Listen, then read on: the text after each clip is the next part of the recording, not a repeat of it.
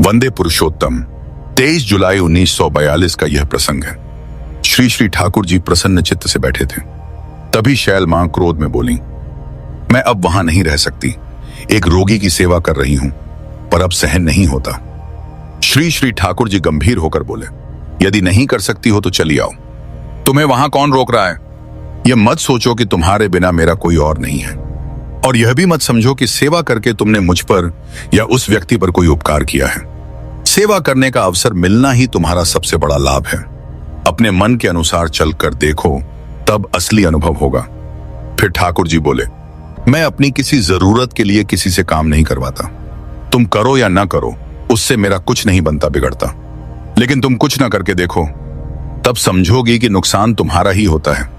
अहंकार अच्छा नहीं होता। अहंकार से पतन निश्चित है। परम पिता के राज्य में बहुत विनम्र होकर रहना चाहिए। बहुत से लोग सोचते हैं कि वे मेरे लिए बहुत कुछ कर रहे हैं, पर वे यह नहीं देखते कि वे खुद कितनी परेशानियों से बच रहे हैं।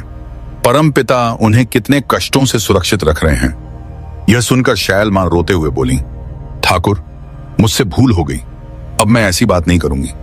श्री श्री ठाकुर जी बोले, नहीं, भूल तुम्हारी नहीं, भूल मेरी है कि मैंने तुम्हें वहां भेजा।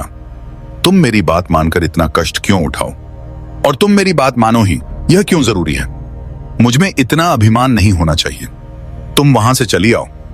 फिर ठाकुर जी बोले, यदि किसी काम में कष्ट हो और उस कष्ट से मन में क्रोध, विरक्ति या अभिमान आ जाए, तो उस काम को न करना ही अच्छा है, क्योंकि उस भावना से तुम्हारी ही हानि होती है।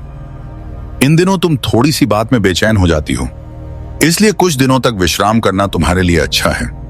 बाद में जब मन से इच्छा हो या अपनी गरज समझो, तब सेवा करना। जय गुरु।